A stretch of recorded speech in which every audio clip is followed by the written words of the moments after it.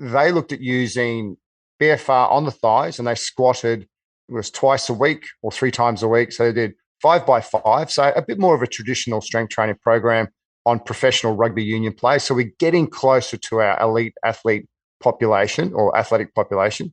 They did 5x5 squats, bench press, and pull-ups. And at 70% of their 1RM. So we're starting to get higher load lifting with the cuffs only on the thighs. Now, their 30-meter sprint improved greater compared to the control that did the same training without the cuff, so around 70%. And they improved their bench press, which shows that there's some sort of systemic response. And that was also highlighted with improvements in testosterone concentration as well. That was Dr. Chris Gaviglio, and you're listening to the Just Fly Performance Podcast.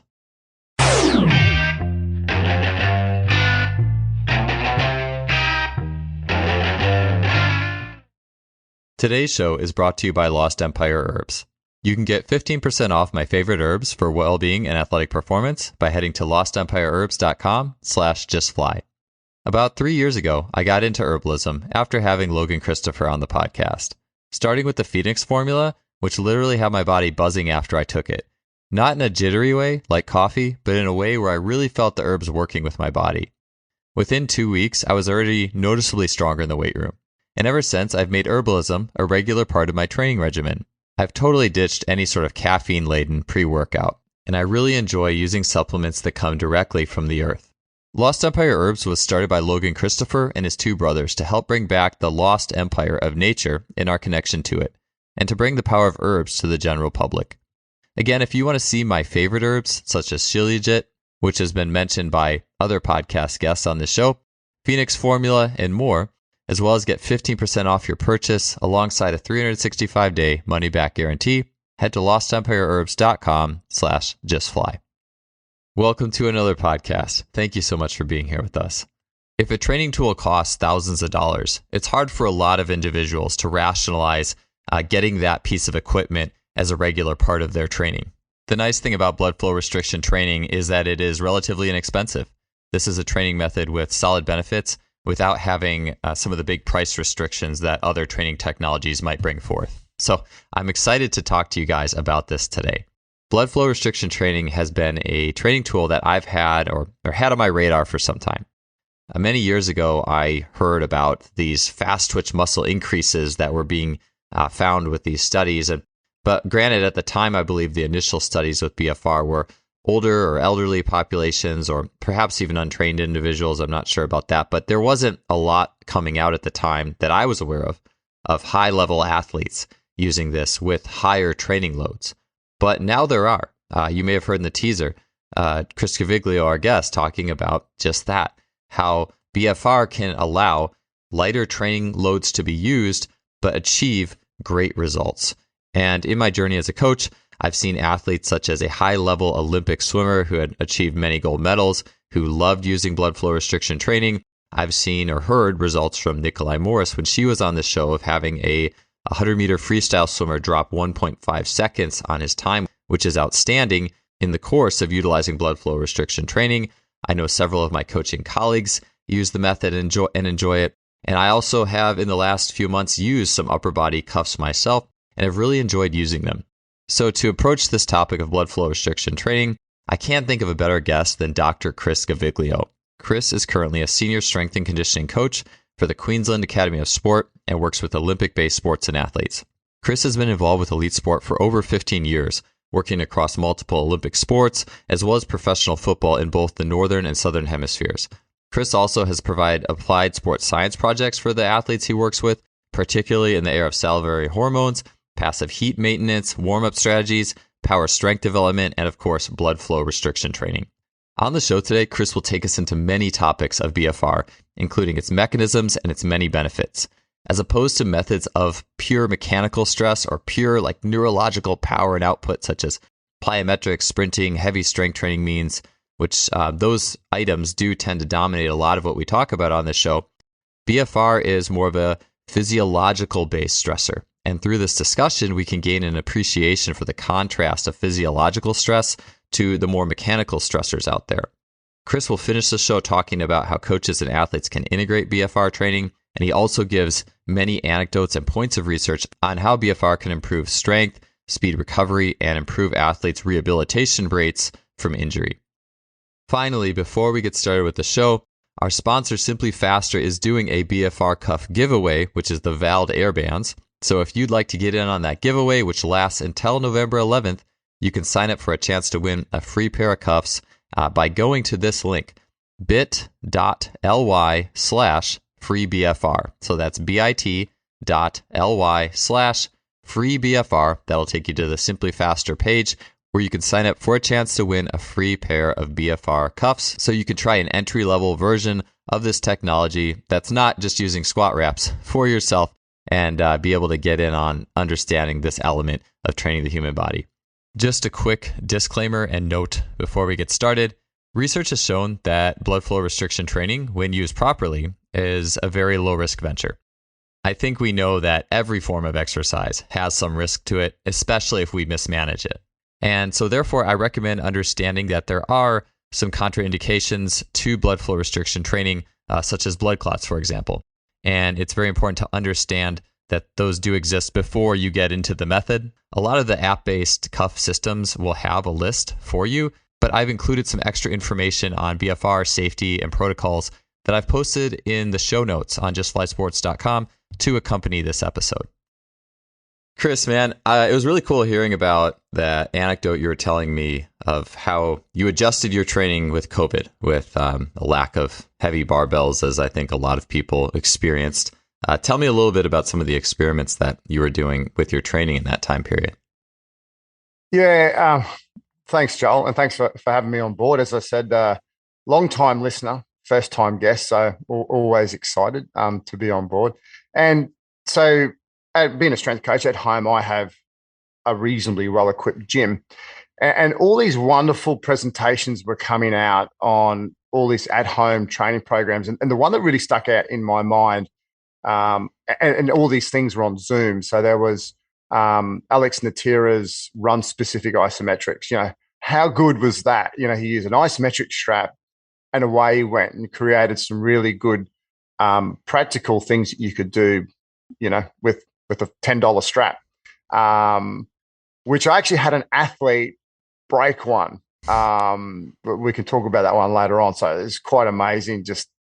And he doesn't squat. This guy doesn't squat. The athlete doesn't squat.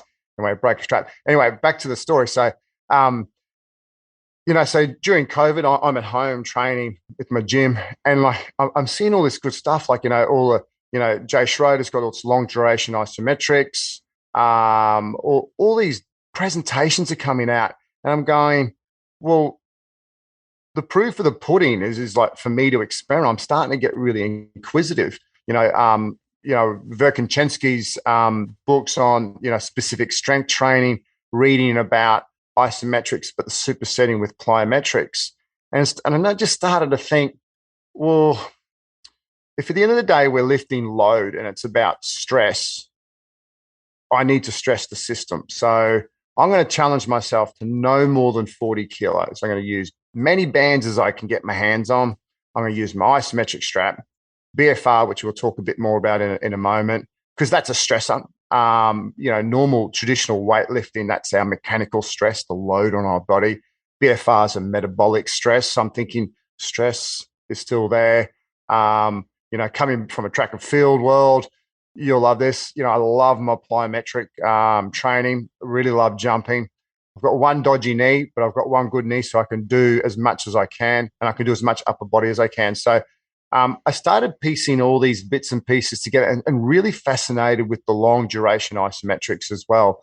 And, you know, all the plyometrics, you know, the preparation work with all the reactive jumping and the absorbing and the absorb and create, and created this program which I just experimented on myself. I trained as hard as I could with as many bands and straps, as I said, no more than 40 kilos. Most of the time it was just a bar, because with the bands that was enough.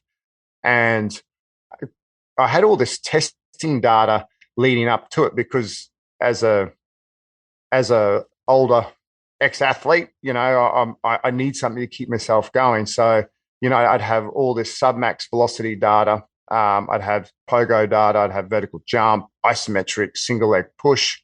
And I had 3 months of no technology available to me. So, because we couldn't get access to our main gym at work. So I was training out at home and just progressing slowly with my training, really challenging myself not to lift weight, but to push myself as hard as I could with the isometrics and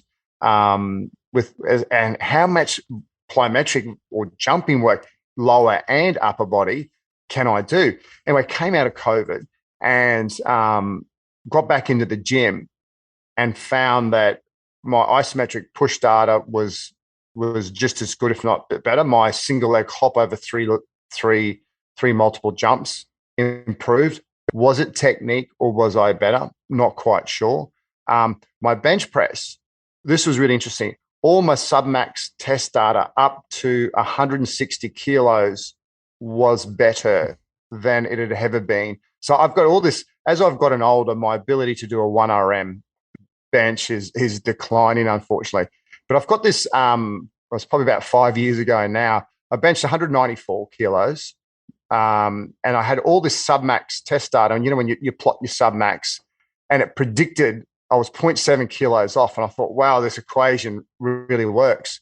And I was actually referring back to that. And I was on target for my 194 bench. But this comes down to the adage, if you want a big 1RM, you have to train in those high percentage RMs. There's no way about it. But because I hadn't touched anything heavier than, I guess, 40 kilo barbell, but bands and straps, my 80 kilos, 100, 120, 140 was just phenomenally faster than it ever been, which then made me think about, the application to sport is that, yes, we have to be strong to be powerful. But when we're lifting really heavy loads, I don't know about you, but, it's sore, it's damaging, and the ability to wake up the next day and have that elasticity, feeling good in the joints and all the musculotendinous junctions, because you have that soreness. I think that inhibits your ability to perform really well in your skill or your sport. But I was waking up the next day feeling fantastic, literally couldn't wait to go out there again. So consequently, I've got a few athletes, obviously other athletes in lockdown, and we did exactly the same programs. Bit harder because we didn't have the amount of testing data. But, I have a skeleton athlete that I work with, an Aussie young lady who lives in the UK. So we were doing Zoom sessions, UK to Australia, track and field athletes, also in Melbourne as well. And they were reporting that, when they're running, that their times had not changed at all. So that they're basically on track by not lifting our traditional heavy loads. Yeah, with the bands, are you talking BFR bands or like the big jump stretch bands? Yeah, the big lifting bands. Gotcha. The thin to the thick. Yeah, and so that was my criteria. I could add as many lifting bands onto, that was my stress. That I thought, well, you could somehow manage to get a tie down strap. And if you're lucky, you could probably, if they hadn't run out of stock, you could probably get some of those lifting bands as well. So I was thinking, if I was in someone's shoes, could I replicate this somewhere else? And I thought that was a pretty good compromise. Gotcha. So what were you doing with the long duration holds, like the extreme iso, long holds there? How long were you going on those, and how long were those in the program? I'm always curious what people end up doing with that in theirs. Yeah, so I'd like to think that traditionally I was a strength power athlete, coming from a throws background, and I struggle with anything over 3 reps. So bear with me here. I would have worked up to probably 2 minutes on. So my lower body work was a Bulgarian squat into a nice big deep stretch. Love that. The lunge with the front foot on the box. They were my main 2 calf long duration iso holds with a calf and push up hold. So that were my main key exercise, and I stuck them always at the beginning of the session because I thought it's one good way of getting some good length in my muscles to prepare me for lifting. I was really warm after. It was amazing, hopefully you could attest to this, like just felt warm afterwards and I was just ready to go. I felt it just really set my session up really nicely into my isometric work. Yeah, after talking with a couple of coaches, Jeremiah Flood and Tommy John, who've been on this show, I'm definitely convinced of the value of. I used to just stick that stuff at the end as like a stretchy finisher type thing, but I've been using it at the beginning myself the last several months, and I love it. And I think about like muscle temperature, like the little bit of delayed effect with stretching and going forward into a session, and like the Cori cycle stuff, and just everything there that goes with that. I really enjoy using that as the warm up. So. I was curious how you put that in there. Yeah, and I'm sure as a shot putter, you said you're a 19-meter shot putter before we started the show. I was just thinking, for a 19-meter shot putter to be busted out like a 5-minute solid iso lunge hold, it's going to be asking a lot. So I think, that's 2 minutes is like, for a shot putter, 2 minutes is pretty solid. Yeah, and by the end there, I was actually adding the cuffs to it as well. So really trying to amplify the response to it, and that was just tough. Like my understanding is I was supposed to go like left leg, right leg, but I'd have to go left leg, and then I'd go and do say an upper body isometric hold, and then my right leg. I was just too much of a. That's what I do too. Wuss.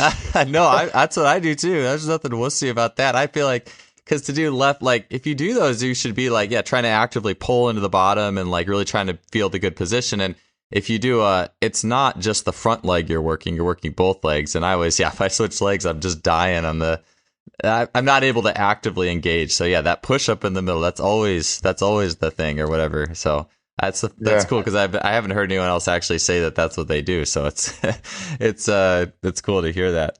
I really like the idea too of, I just feel like it's such a good practice. I like these stories because I think so often in athletic performance and with oftentimes it's, like just force. How do we produce more force? And the natural solution, if I have all these tools, is more weight on the bar. Like we'll just keep adding more and keep adding more. But it's like at some point everything becomes so quantitative, and we don't think about the quality of what's happening to. And like you said, like the joint stresses that's happening, and just sheer stress of, well, I'm just going to keep adding more, and that's how I improve myself. But if we never retreat into the lighter weight realms where things are more, and many times they're more qualitative too. Like you can't exactly describe some of the things that are happening at high velocity. Like I know before the show we were talking about how do you quantify how good an athlete is at throwing medicine balls, like things like that.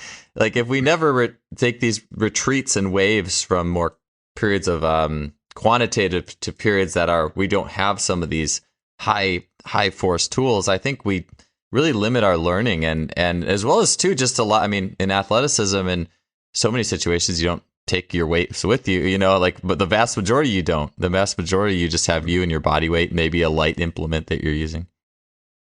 I think, the word there, athleticism, really resonates with me. I think when I first started in the S&C industry and coming from a throws background, it's about how much weight can you lift? What's your bench? What's your squat? It's all about the numbers. And then working with our national discus thrower, record holder, he trained in Ben Harradine. He trained in Germany under Jürgen Schult, who's the world record holder. And he came back with, and then I had the pleasure of working with him in the last few years of his career. And, this was a guy who his best bench was under when I worked with him was 210 kilos. I actually thought he could be a lot stronger with the size that he was. I thought his transfer to the event was exceptional. But what he did well is all his movement exercises and his athleticism, and the Russian twist with the bar wasn't just twisting; it was like really trying to initiate with the hip, and you could actually see the flow and almost like that the slings. Whether there's a fascial sling at work, there hip will come. There's a slight delay, and then the upper body will come through, and you see it decelerate. It's very, very poetic. I'm probably the listeners can't see, but I'm actually doing the action and the wonderful flow. And, as we've progressed, I think as a strength coach, it's easy to say, well, I've improved the athletes 5%, so I'm doing a really good job. Very hard to quantify Well, I tell you what, when the athletes are able to, when I throw a med ball and they like with the beach volleyball athletes I'm working with, when they can step laterally, catch a ball outstretched like they would be digging a ball, be able to catch eccentrically, absorb the force, hold, and then throw it back. Like I've definitely known in 2 months that the quality of movement so much better. The force coming back, the balls are coming so hard at me. Hard to quantify that Mhm. to your boss. Um, However, I've worked with some really great coaches who can actually see that and just go, that's what we're looking for. So that's been the interesting shift, definitely, from the first part of my career where I was all about just smashing those big weights to like, thinking those deeper questions about, firstly, like if we're going to lift the big weights, how does that affect us in our training session the next day? And is that going to be inhibited? And can we be smarter with our exercise selection so that they can go and perform even better the next day? Yeah, I really like the idea of just things that help us do more with less. With if there's less total, force output, like a heavy bar available, what are some things that we can utilize to get more out of this? And that's where I really am excited to talk to you about the BFR too, because I feel like that's just such an epitome of doing more physiologically with less total load on the body. And so could we just start by telling me a little bit about, however long you want to go into this, but just what is blood flow restriction training, and then where did it originate? Yeah, so blood flow restriction training, so we'll actually go back to where it originated from. So it originates out of Japan. It was originally called Katsu, which is it's a method. When they talk about it, it's a method of strength training with the addition of pressure. And they put this pressure on either the upper body around the biceps or the arms, or the lower body with the legs. And the creator was this gentleman called Yoshiaki Sato. And the story goes is that while sitting on the floor, as we could all attest to, his legs felt numb due to this blood circulation block. And then over time, he was interested around this and he continued with self experimentation with bicycle tubes and ropes and bands. And then, as the story keeps going, around 1970s, he fractured his ankle or tore some knee ligaments around his knee. And in a cast, he actually applied some elastic bands and did isometric exercises for time, a few times a day. And when he came out of the cast, he actually was able to show that, well, he actually maintained a lot of the muscle mass, which, as we know, when we immobilize um, ourselves in a cast due to injury, we just atrophy so quickly. And then from that point there, he created his own Katsu system, which is quite prolific. And so today we're talking about blood flow restriction. And we've got to be careful, I guess, sometimes using the word restriction. And because when you read the Katsu manual, and there's a really good book, if anyone's interested, and I've got it here, Katsu, the pressure training from Japan. It was a book written by a German gentleman, and I'll tell you what it is. And if anyone's really interested in it, it probably goes a little bit deeper into BFR, because BFR, in my opinion, is really academically driven. A lot of research, and there's some great information coming out there. But I think Katsu encapsulates that research, but also has a real practical viewpoint with it. And I'll go through some practical viewpoints in a moment. So what we know is BFR, that there's several ways of doing it. If we go on the internet, we can see those really expensive systems where it's essentially like a blood pressure cuff, and you put around your upper body.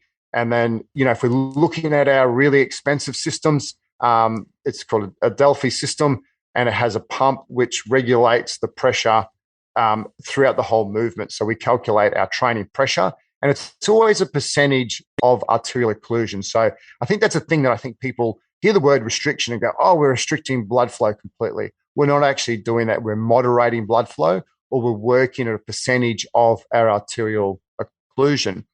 And then we go to systems where you can inflate it with a pump and understand how much pressure you have through the use of a gauge. And then you can take the pump off and you can exercise. And then when you start looking at, I guess, the cheaper or the more affordable or the really affordable end, lifting straps, the knee wraps that you see all the powerlifters use out there, that's called practical BFR. And there's actually some really great academic peer-reviewed studies using that and having really effective results. It's just got to be mindful about understanding what pressure is. So in that case, they use an RP of 7 out of 10, your typical Borg 10-point scale.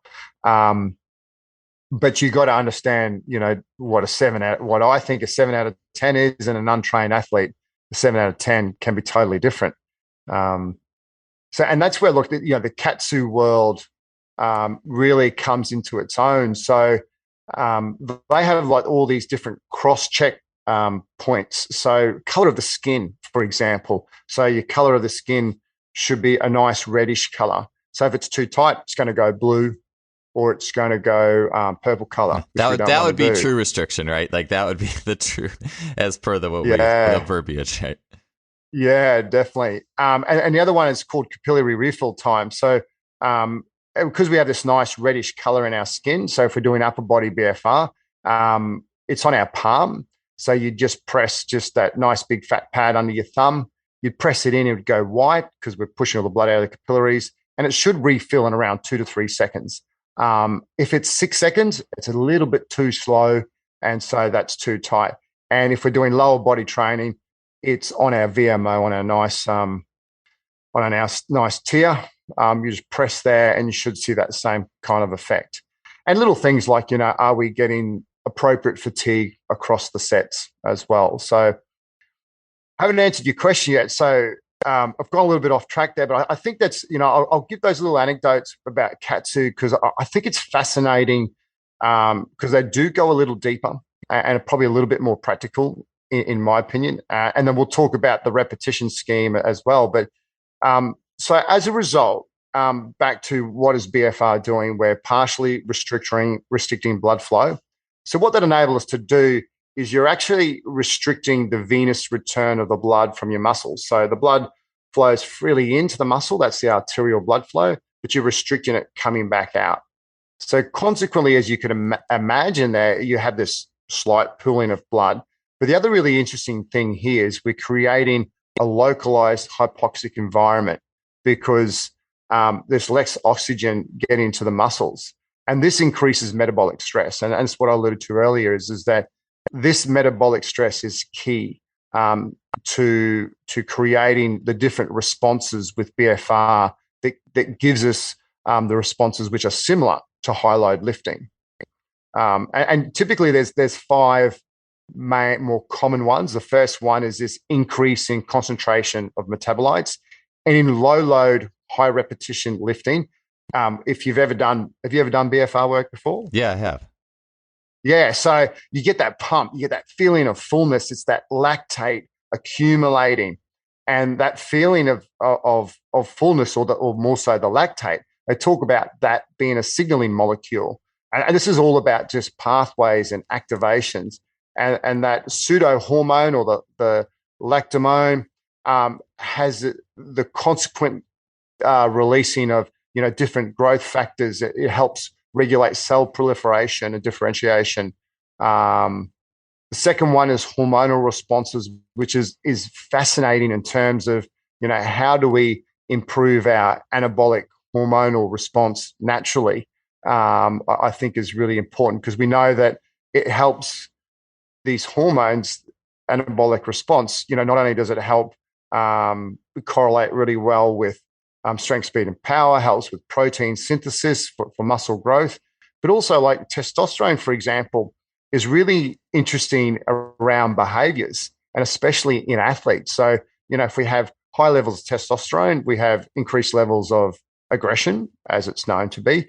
But in athletes, determination is a really cool quality. There's a really, really good study on increased testosterone concentrations actually correlated with increased amount of work actually done in a session through more load put onto the bar. So all of a sudden you're feeling really good about yourself. You know, it's like when you go to a gym, you're feeling great, the scene set perfectly, and you end up just increasing the amount of stress on the system because you're doing more reps, you're putting more weight on the bar. So we have our hormonal responses. And the third mechanism is called intramuscular signaling.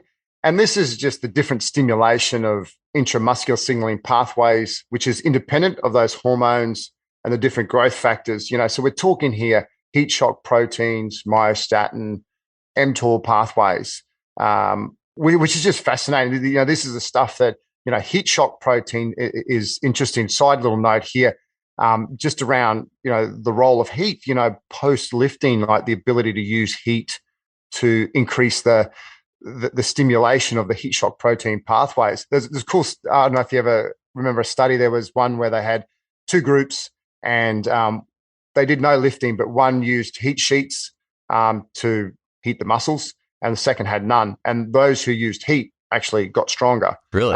Which is just that stimulation of the heat shock protein. So heat, heavy strength training, but also BFR can also stimulate this. The fourth mechanism is one of the cool things associated with BFR, and that's intramuscular or intracellular swelling, or the pump. And this is what happens when you have this pump. You have the increased pressure around the muscle cell, and the cell feels threatened. And as a result, there's a signaling response. And because the body actually doesn't like this occlusion, so it really thinks something's going on. And so you have this, once again, this activation of anabolic signaling pathways, once again, mTOR or MPAC. You know, so don't get bogged too much down on, do I need to know what an mTOR is or MPAC? But just understand that, you know, they associate with, you know, protein synthesis, you know, increase in muscle size and growth, or, you know, different gene expressions such as, you know, proliferation of satellite cells, which is really exciting because, you know, how can we do this stuff naturally when we're reading, you know, different papers and saying, well, if we're able to, you know, improve, you know, get proliferation of satellite cells, it's going to help with, you know, muscle strength and so forth. And the fifth main mechanism they talk about is muscle fiber recruitment. And as I spoke about earlier, because we're partially restricting blood flow, less oxygen's getting to our muscles.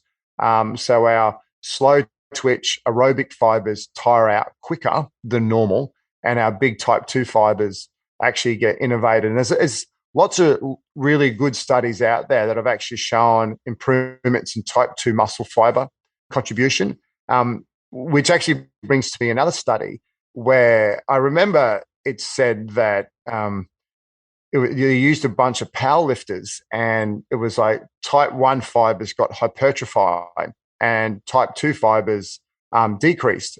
And so everyone's saying, don't use BFR. And I was actually an athlete that a sprinter, 100-meter sprinter. And I had other people going up to me and going, you can't use BFR because it's going to make you run slower. But like every study, you've got to read what's going on. So someone's read the title and freaked out, but you read it, and these lifters, these power lifters, they're lifting squatting 5 times a week. So firstly, a track and field athlete, well, most athletes wouldn't be squatting 5 times a week. Yeah. I'll squat my athletes once a week, and I'll do my Olympic lifting and single leg work and so forth. But I wouldn't be using BFR for every single lift, every single session. And, you know, you're doing your high velocity work as a sprinter as well. But what was really interesting is, and I really love studies that rather than just showing the group mean and the standard deviation, they plot every single athlete that they had in the study. And what was interesting was the amount of responders to it. And when you start digging into anything, it's like, and that's our craft as an S&C coach, is being able to understand when we give them, whether it's BFR or whether it's, you know, plyometrics or fast-eccentric work or isometric, you know, do they respond? And that was key in that one there. So I think sometimes when we read all these wonderful papers and people go, we can't use it because it's got all these things wrong with it. Well, you need to dig a little deeper because you got to understand the protocol that they use as well, and the athletes and so forth. So, look, there are 5 main mechanisms behind BFR, and that's traditionally what helps give that basic understanding behind why it works. Just wanted to take a quick break from the show and reiterate that our sponsor, SimplyFaster.com, is a supplier of blood flow restriction training technology. You can find in their shop online either the Vald Air Bands or the Be Strong brand. Either of them great choices for getting into blood flow restriction training, as well as many of the other great pieces of training tech that SimplyFaster has in their store. So be sure to check that out. And again, to win a free pair of BFR cuffs, head to bit.ly/freebfr for your chance to win. All right, back to the show. Sure. So with that being said, and I have a few thoughts, but I'll just ask you this: is formally then, what are the benefits that, like, yes, BFR will help with definitively with this, and then what are some things that maybe it wouldn't be as helpful with? Like, I am curious, like, if a sprinter were using it in like recovery sessions, for example, but maybe. I won't get too far with that. Just what are some of the main things that BFR is definitively useful for in training athletes? Yeah, definitely. It's more so well known for lifting at low loads. So 20 to 30% of 1RM, it's been shown to improve muscle hypertrophy and also strength. Now, we're talking about athletic populations. So if we go back a step, so normally in a injury or a rehab scenario, that's where we see a lot of BFR. But there's actually interestingly only been one high load study that I've read by Christian Cook, where they looked at using BFR on the thighs, and they squatted. It was twice a week or 3 times a week. So they did 5 by 5, so a bit more of a traditional strength training program on professional rugby union play. So we're getting closer to our elite athlete population or athletic population.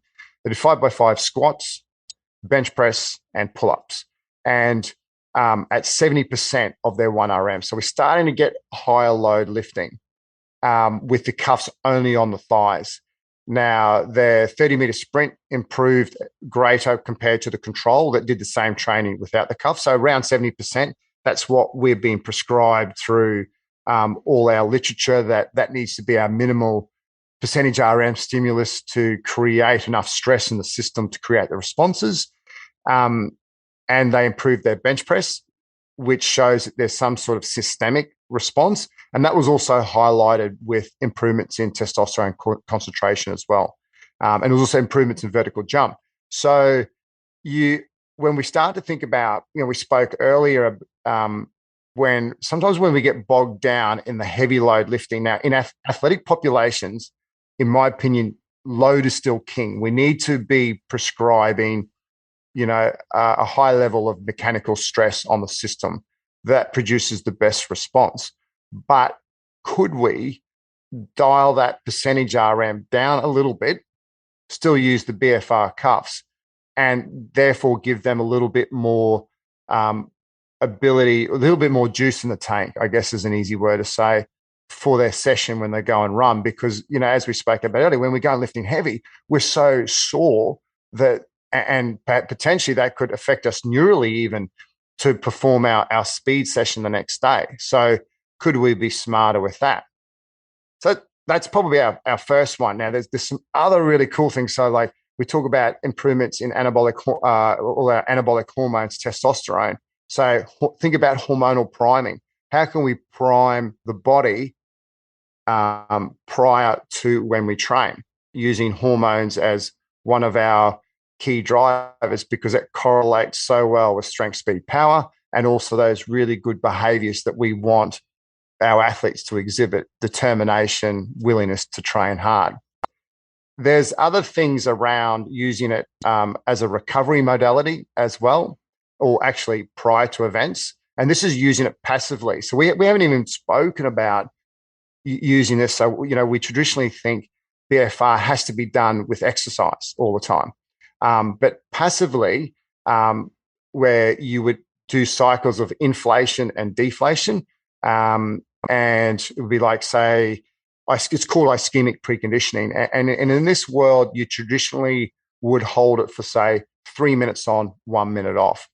And there's been shown to be using that prior to more so slightly longer duration efforts. But even in kayakers, I think it was a 250 meter or 500 meter sprint. They used it prior to, they had 2 races or 2 simulated races within a day. And if they would do it prior to their race, they would perform better. So if they did it in the morning, race 1, and then they did it in between race 1 and 2, they would perform better than at any stage they didn't do it at all. And there's also been real cool studies on using it post-training and then their ability to then come back the next day now and perform just as well. Now, is that potentiation or is that better recovery? Great question. Yeah, it's highlights like the complex nature of the body. Like sometimes it's hard to say exactly what it is. It's just, it works, and then there's maybe a little bit of speculation in there. So would you say like the biggest, when I think of training, and I'll just say like some of the things in my head that I think had held me back from really getting into BFR were, well, one, muscle physiology was not my strong suit compared to what exercises, how is this impacting the nervous system and those types of things. But I realized that it's something that to look at the body as a holistic piece and to get the best out of training, it's something I need to really engage in. And that's where I like this topic, because it's something that clearly gets results and it helps provide a gateway to physiology. So in terms of the things, the physiological responses you mentioned that are elicited, I just maybe I'll go through a few of those. And I think about like you mentioned like lactate, and I think about how Boosh Nextator has talked about on this podcast, like he wants on like the benefits of a mild to moderate dose of lactate, even in like some sprint acceleration sessions, doing like maybe 8x20 or 8x30 meter sprints on short recovery, just enough to induce that, and that being, he'll mention that being a positive thing. So what, when doing BFR type work, is there studies showing like, yes, there's more lactate in the system versus, I guess there is probably, right? Because you don't have oxygen, so you have no other choice but to produce more lactate. Could you tell me just a little bit more about that mechanism? Because that is interesting to me, because it's something that, yes, we could get by creating an exercise setup, but we could also do it with the cuffs. Yeah. So your lactate creates an oxidative stress response, and then this augments the stem or progenitor cells growth and differentiation. And this has this transduction cascade of those growth factors. So in this case, it's a signaling molecule, as opposed, that's probably its main mechanism, as with all of it. So, so for example, in long-term structural adaptations, there's been some studies been shown that lactate increases collagen synthesis in fibroblasts, which is also essential for blood vessel formation and wound healing. And also correlations have also been shown between increased lactate levels and concentrations of growth hormone and noradrenaline after BFR training. And also with relation to alter sensations of pain by chemically sensitizing nerve endings as well. So without going too deep in there, because we're going to start drawing out some heavy papers. So, we think of lactate to be this quite a bad thing. But in this case here, in isolated studies, it's actually been shown to have, correlations. Is that the main causal factor? Once again, really good question. But definitely some great correlations, especially when we start to look at that hormonal factor of growth hormones and noradrenaline and so forth. With the so with like the muscle temperature and the warm up, like let's just say in the context of a strength training session, because I was thinking about you're talking about heat, and I was thinking about using like the long isometric holds prior to a training session, or just like I like the idea even too of like playing pickup sports as an awesome warm up for anything you're doing explosively, because like the emotional state's different. You're doing a lot more work. You're getting blood temperature up a lot compared to a lot of typical warm-up sessions where it's like, all right, just get in lines, do these drills. Like that temperature is massively up there. So how would you utilize something like this in context of a warm-up? I mean, would you use it in addition to isometrics, or is that it? Would it be common to do it for a warm-up more so than the typical? Because I'm just thinking, I just have it in my head like, wow, that could be a really cool like warm-up maximizer for whatever I'm going to do later, from a muscle temperature standpoint. Could you tell me about how would it be more common or a common thing to utilize it in warm-up versus the main session, or tell me a little bit more about that? Yeah, we can use this in several ways. And the other, before I get into how we talk how we could use it in a couple of different ways, is it's actually really good for joint and tendon pain as well. So whether you're just a little stiffer in the morning, or you might have athletes who have some sort of tendinopathy as well, being able to use BFR and use movements which go through those ranges. So if we think about patellar tendonitis, squatting, single leg squatting, double leg squatting, leg extension can really help. Walking for Achilles tendonitis, there was an athlete, a state of origin. He had this chronic Achilles tendinopathy. He just walked like an old man in the morning. So we just did a routine, put them on the thighs, walk, do 10 calf raises. You want to get that lactate going. You want to get everything moving as well. And then just into some isometric holds and then repeat that again. And found just by creating really simple movement patterns, there was no real science behind it, but I was just thinking, well, how do I move the body so that he feels like he wants to move? Because you think about, like, if you're really stiff and sore, it's just hard to move. How can we get the athlete moving? So based upon that, if you would come into the gym, there was a couple of ways we could do it. You could put them on and actually start riding with them straight away on the bike. And that's a great way. There's actually been some cool studies on improving VO2 max, improving leg strength as well. Now, in a lot of these studies, they aren't elite athletes, and I think you got to take that slightly with a grain of salt. But definitely, I have known that we put them on when we warm up on the bike, and then if you then move into your simple activation exercises, and while you're doing anything, it could be like if you're doing your mini band crab walks, any kind of balance work, your medicine ball. So sometimes with the beach volleyballers, we'll do a medicine ball movement where we do some hip hops and some slams. And then we'll have movement routines. So like squat into a Cossack squat, into a reverse lunge, into a step up. So creating just all these movements. And then you just find usually it will take you 4 sets. You're actually going quite well in 2 sets.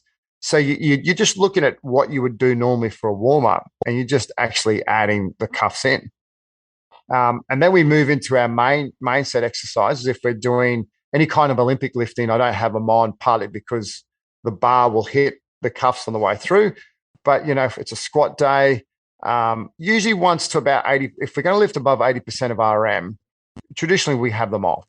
Although I did have one athlete that he felt when he did his step ups and his squatting with the cuffs on, his 400-meter time was really good. So he really found there was a strong relationship with his sprinting and how much he used it in his strength training sessions.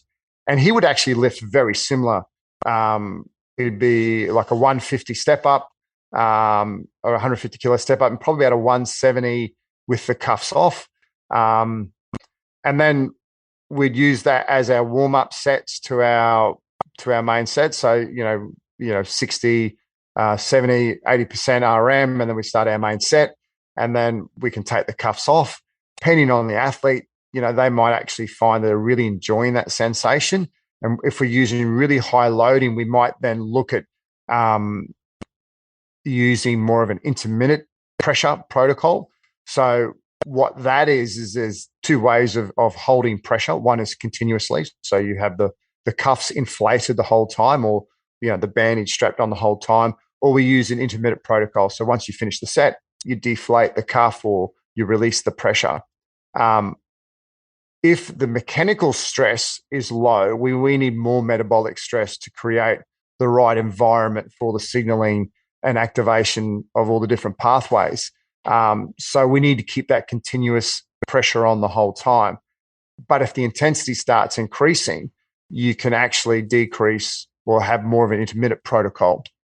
And then from that, so we do our main part of our session. And then the next part to bring it in is around our finishes. So if we have hard gainers or, people trying to do some hypertrophy, I do remember the English sprint cycling team were in Brisbane, and I saw them finish. They would just do Bulgarians at the end of their sets, like right at the end, and usually by then you lifted all your heavy load. It's very hard to get, anything of real good quality or substance at the end of the session.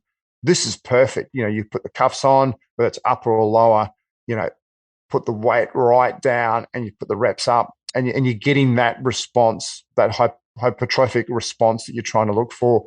And you're actually able to get more out of the session. And probably you could get done within 2 sets instead of, 3 to 4. Yeah, it's interesting. So as you're going through this, I in my mind, a lot of times I'm really trying to bucket things. What's the most simple base term to say what this does versus, let's say the effect of a heavy squat or a max sprint. And I think about it, it's almost as if it's like you have the neuro on one hand, all the neural potentiation, and then it seems like this is almost more purely physiological, like in the muscle, the energetics of the muscle. And I'll take that too. I had a conversation when Dr. Mark Wetzel, a chiropractic neurologist, was on recently. He was talking about the idea of short recovering long, or the idea of do a short, quick sprint. And then if you did like a longer effort, like something that's like 25, 30, 40 seconds, or even a little bit less, but it's intense, like the two kind of have an effect where they kind of can recover each other. Or like the idea of if I do a long isometric hold at the end of a training session, I'll feel better going into the next one.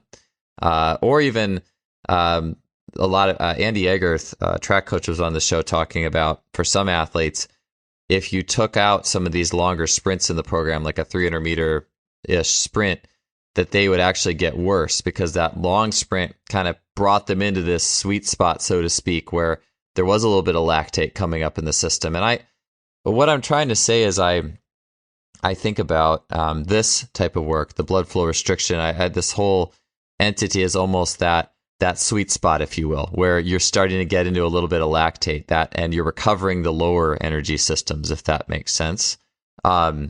I'm trying to figure out where I want to go with this, but my thought is almost like do something explosive, do something that's the opposite to recover, right? In a sense. What I want to ask, I guess, is where, because I love, like, I'll prescribe all the time things like do a squatted run for 200 meters at the end of your session, or Darian Barr one time had me do a 400 that was really, really rough. But funny enough, I actually ran really fast a few days later, despite just a total, lactate bath in my glutes and stuff like that. But I mean, there was something about that, and the feeling too. Like you've mentioned feeling, and sometimes you do something like, hey, go do a squatted run for 300 meters. You're going to feel your glutes.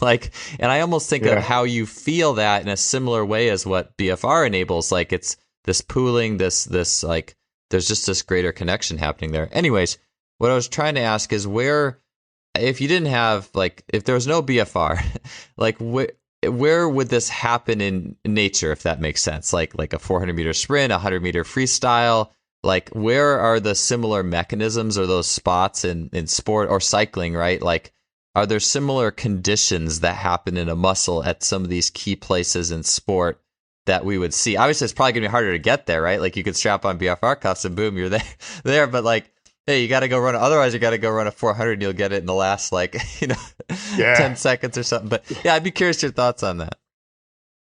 Yeah, in the bodybuilding world, I think this is probably the easiest way of explaining it. And it's Verkhoshansky. It's actually in his book. It's slow dynamic exercise with reduced amplitude. So you're not going to full extension and not full flexion. So you're that mid-range going the whole time.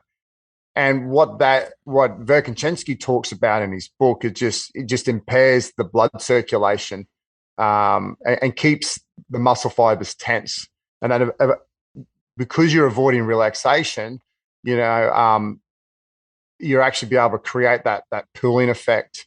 You know, and his points that he brought out, you know, it's a slow rate of repetition movement, it's a steady and constant tempo, and you could imagine that the amplitude is considerably reduced, and the exercises you're never allowed to relax. So when we're training with BFR, the muscles are on the whole time. Mm-hmm. So you could imagine a bicep curl is probably the easiest way. If you're just having that mid-range, that pump the whole time, you have that feeling of pooling, because the muscles just aren't able to relax. The forearm will start feeling big.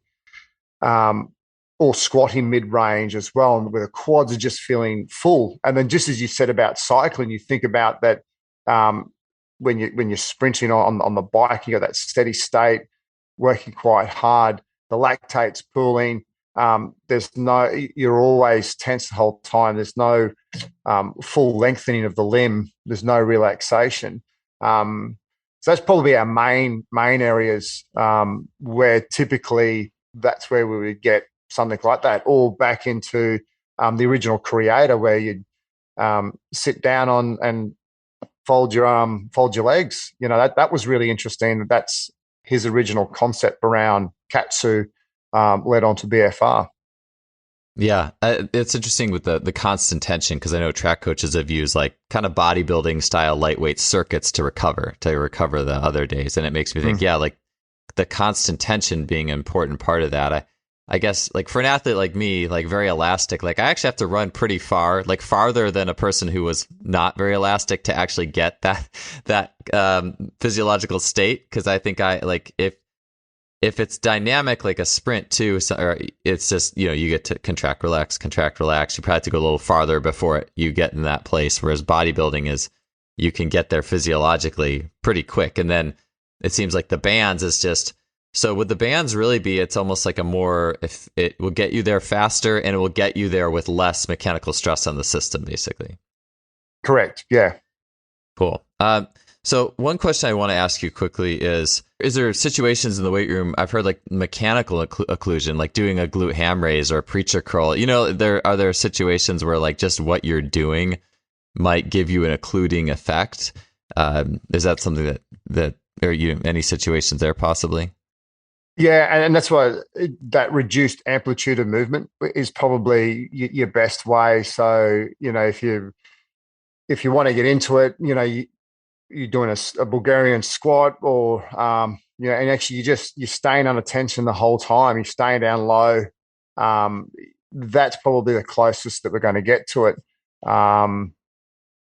That's probably it. But I remember once I went to a gym and I forgot my cuffs, and I was devastated. And I did a session like that, and it was actually really good. But the effect is just not as good as when you have the cuffs on, without a doubt.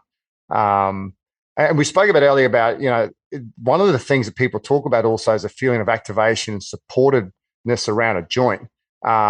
So, and I spoke to a few people about this, you know, that just conceptually, when you get people coming in to start lifting for the very first time, you know, there's a huge learning process associated with just having a barbell on the back. So it's a long time, because all those neural connections with the technique improvement, long time until we see some sort of visual and change, but also performance change in terms of load lifted.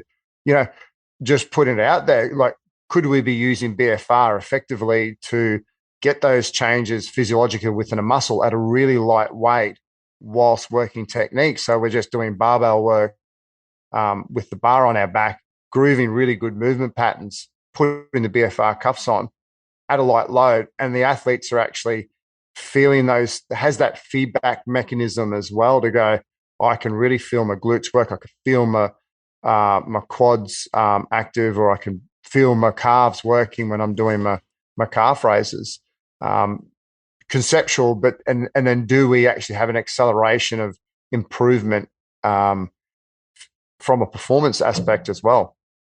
Yeah. So final, like, yeah. So with all that said, maybe the last thing we could depart with was What does this tend to look like in the course of maybe a standard training week? And then also maybe tell me a little bit about athletes who maybe had tendinopathy or recovering from injury. So maybe we can start with like standard training week and then how it can help athletes who have special situations. Yeah, definitely. So the sprinters that I work with, they will, one sprinter, 200 meter sprinter at Tokyo Olympics, she'll use it as part of her warm up in the gym. She'll also use a movement routine prior to training on the track as well, and then select exercises on her ancillary. So we do all her calf and her hamstring work on the same day as her sprint day. So she'll alternate sprint, gym, sprint, gym. So rather than doing our calf and hamstring work on our gym day, we just found that she wasn't coping with it because there was a large contribution of calf and hamstring when she sprints. So let's actually just put all that on her sprint days. So she'll actually get probably 4 to 5 touches throughout a week. Some of the beach volleyball athletes that I work with, they'll use it in the gym, but also they'll use it prior to hopping on the sand. So we'll go down to the courts, and whilst they're actually moving around, doing all their shoulder activation, sometimes I'll put them on their upper body and do all their shoulder activation, but they'll have them on their legs and they'll be walking around and they'll be, getting themselves set up. They'll do all their little squat routines, their movement routines. So really kind of tailor it. And it's not, I don't do it with absolutely everyone, but definitely tailor it to certain athletes, depending on the suitability, I guess. And then some really good stories. This is my best one so far. So leading up to Tokyo Olympics, had a decathlete, and so we had a 3-week camp, and then they would fly out to Tokyo, and he was to compete the next week. So we did our first week of training, and then we had a competition on that weekend. And when I was at the 110 meter hurdle race, and I was at the start line sitting back, and I was going, you just have those funny spidey sensations where you just go, something's just not right. Anyway, he tore his hamstring. So you would think 3 weeks out from the Olympics, he's not going to make it. Grade 2, medial hamstring, bit of tendon. And I said to him, I said, what are you doing? And he said, we're going for it. We are going to go what we can. So then I kicked into overdrive. So we start thinking about, from a systemic viewpoint, we need to create an anabolic hormonal environment to improve muscle recovery. So straight away, it was like upper body. We're doing upper body sessions at least twice a day. And he's saying, what am I doing all this for? So we're doing all this. So we're creating this anabolic hormonal healing environment. Then on his good leg, we're putting it on, using it passively. Then once we can actually get some work done, once the tenderness is gone from the hamstring, I'm using it passively, because I know that there's reported passively you're improving mitochondrial carrying capacity of the blood, using it that way as well. So every opportunity we could get it. So he was very tender. We would walk. So all his strength sessions, we could only lift a low load. So we'd be using BFR. Really some great studies on using it in low intensity exercise. So as soon as he could cycle on a bike, we got the cuff on. So he's having probably 4 hits of BFR and creating this constant environment for the body to heal and get stronger at lower intensities. What was interesting, he traditionally we're in this taper phase leading to Olympics, but I said, mate, we need to work. We need to be working harder. You need to get your confidence back. Before he would run, he would have it on, and you could see him, doing all this low amplitude dribbling with it on, and then he would take it off as the amplitude of the movement got greater. And we worked hard for 2 weeks, got to the Olympics and completed the decathlon. No heighted in the pole vault, unfortunately, but his name was Cedric Dubler, and a famous scene of him yelling at his teammate Ash Maloney, and Ash ended up winning a bronze. Yeah, I remember that. So there's those two. Now Ash, interestingly, has this patella tendonitis issue. And I remember years ago, because everyone thinks every time I get an athlete, I just stick a BFR cuff on them. But whereas I pick and choose. So I remember for the first 6 weeks, I kind of left the cuff off, and I let it was a hard physio-driven program, and it was great. Lots of good isometrics and eccentrics using our traditional protocols, and you just had pain at patella. So I said, okay, 6 weeks, let's just try. We're doing some single leg squatting in a Smith machine. Let's put the cuff on. And within set number 2 of 6, it was 6 to 8 reps, pain had gone. So it's like, well, and that's what we see. It's really good for joint and tendon pain. So here we're able to straight away get rid of the pain in the tendon and actually train. And this pain attenuation actually holds for the whole session. And I've actually had people use it who've had really bad arthritic knee joints and sometimes report up to 24 hours of pain relief as well. Wow. That's probably my 2 biggest stories. The hamstring one was phenomenal. And look, you could say, well, it was the location of the hamstring, and we had like really good therapy. We used our game ready. The recovery was great. But, his performances weren't far off his best.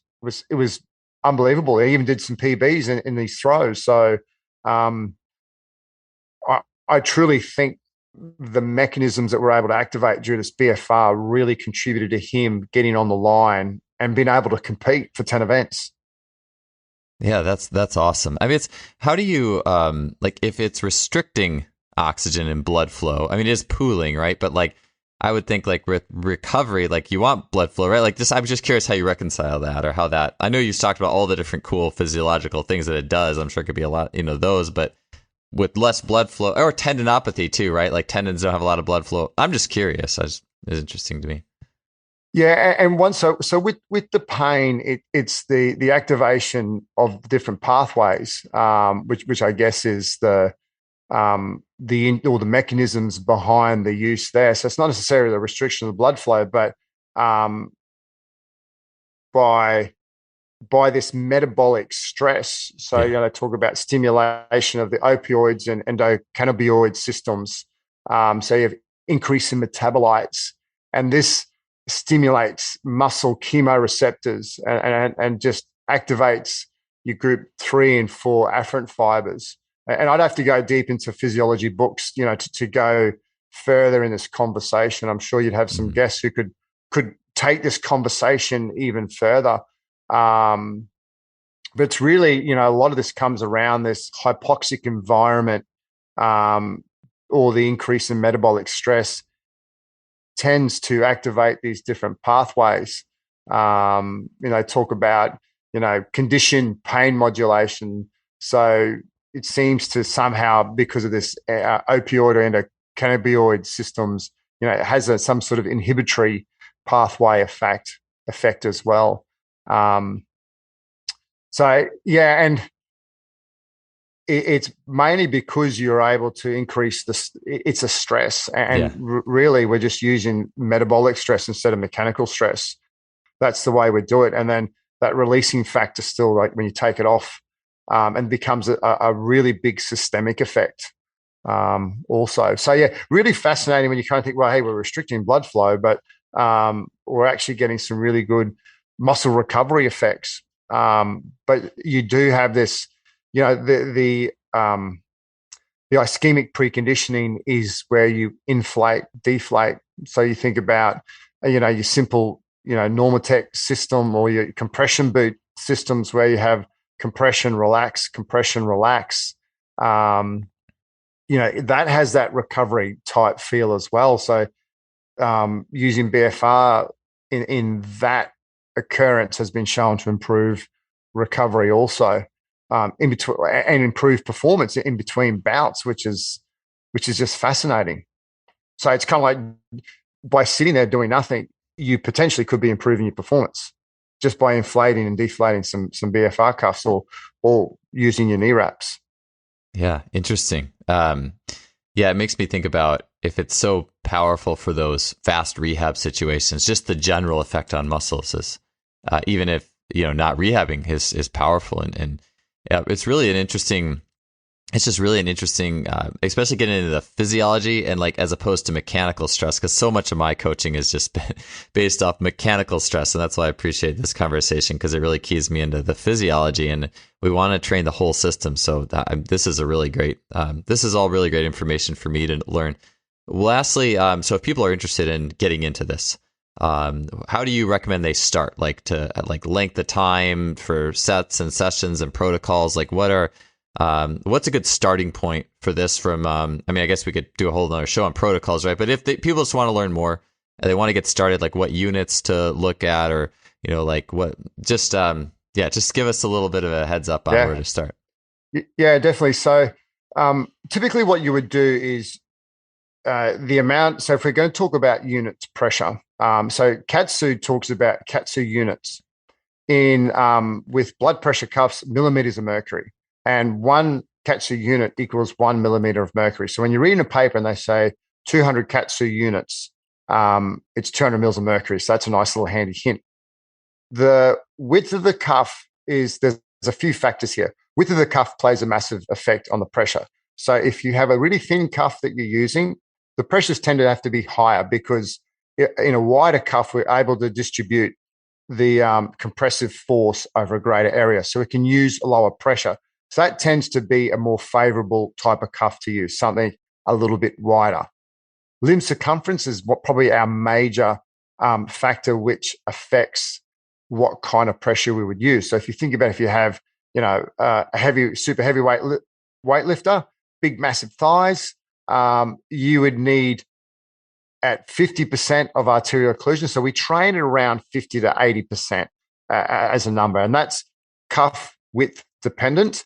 And so if you think about, if we have like a really big thigh, we need much more arterial occlusion pressure than, say, a marathon runner who'd have skinny little legs. So we need to take into consideration, that's probably our big thing, limb circumference and knowing what kind of cuff width. Now, when I calculate the pressures to train with, I think of this as any new stress. So before we start heading into some sort of German high volume training in the gym, we would do lots of preparatory work. We would be building up in the first couple of months so we can handle some crazy volume. So similarly, if I would calculate your pressure, and let's just say it comes out to 150 mils of mercury for your thighs, I'd say, well, the first time, Joel, we're going to train, we're actually going to bring it back to 130 mils of mercury. I'm going to take 20 mils off. And this is where this warm-up protocol, we spoke about, use it passively. In the Katsu world, it's called Koatsu Joatsu, Joatsu. I think that's how it's spelled. And they actually do like a preparatory warm-up cycle where, let's just say 150, you'll start at 120, you'll inflate for 40 seconds, deflate for 20. And then go another 10 mils. So you go 120, 130, 140, 150.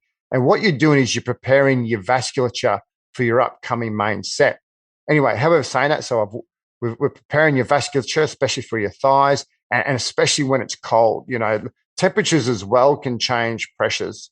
Blood pressure is another contributing factor, but our limb circumference is our main one, more from that practical viewpoint.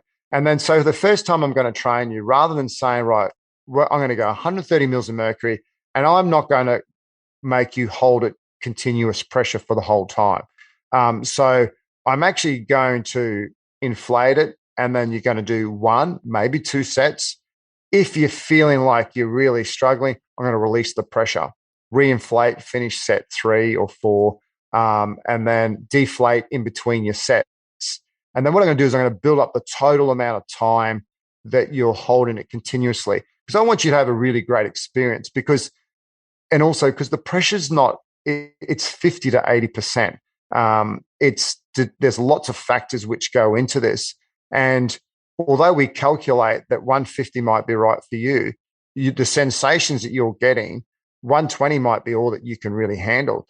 And I know that BFR is going to have a really great effect for you. So it's like, well, if we go to 130 and the pressure's too restrictive, you're going to have a negative experience as well. So but I'm still getting the same responses, at 120. So, the skin color, the capillary refill time is good. You're having that fatiguing effect across the sets. You're having that feeling of the pump, the intracellular swelling. So all these factors are all of a sudden going, hey, I'm ticking all the right boxes. And then by week, could be week 2, could be week 3, depending on how you're feeling. We want to get up to hopefully around that 150 mils. And we want to be holding for, they talk about on the lower body, 20 minutes of continuous total pressure time, or 15 minutes for the upper body. You could release it and then reinflate more from that safety viewpoint. But that, think about it's a brand new training stress. So how can we systematically get to the right point safely within 3 to 4 weeks? That sounds awesome, Chris. I know there's probably a million protocols that we could get into, but I appreciate that overview. And it's so great learning about this element of physiology today that to me is just so important for that total well-rounded picture of not only I would almost call it like day, where it's like super mechanical load, super nervous system, but also the night or the recovery and the the physiology and everything that goes into that. It's really been great talking to you, and I appreciate you filling us in on a little bit about blood flow restriction and what it can do. Man, my pleasure, Joel. It's been great, and I think with this, for me, education is really important, and just to demystify the whole world of BFR, I think is really important. And I think it's also important to keep your eye on the prize, that it's not going to replace everything, but if you have the athlete and you start to say, well, where are the elements where we could be looking for small improvements in performance, whether it is hormonal priming, where it is passive potentiation, whether it is better recovery, whether it is, you have a hard gainer and we just want to be smarter with our training. It's important to understand when it's a tool in the toolbox. And it's important to know when to put the tool in and when to keep the tool aside for another day. Yeah, 100%. Yeah, it's definitely a tool that I have used and I definitely plan on using a lot more of. So I appreciate your time, Chris. Thank you. Fantastic, Joel. Thanks for having me on.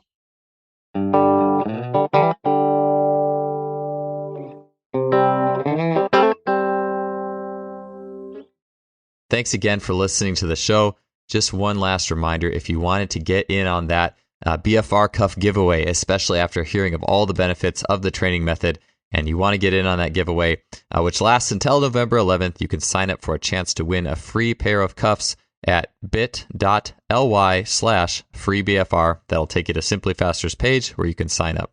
We'll see you guys next week. If a training tool costs thousands of dollars, it's hard for a lot of individuals to rationalize getting that piece of equipment as a regular part of their training. The nice thing about blood flow restriction training is that it is relatively inexpensive. This is a training method with solid benefits without having some of the big price restrictions that other training technologies might bring forth. So I'm excited to talk to you guys about this today. Just a quick disclaimer and note before we get started. Research has shown that blood flow restriction training, when used properly, is a very low-risk venture. I think we know that every form of exercise has some risk to it, especially if we mismanage it. And so therefore, I recommend understanding that there are some contraindications to blood flow restriction training, such as blood clots, for example. And it's very important to understand that those do exist before you get into the method. A lot of the app-based cuff systems will have a list for you, but I've included some extra information on BFR safety and protocols that I've posted in the show notes on justflysports.com to accompany this episode.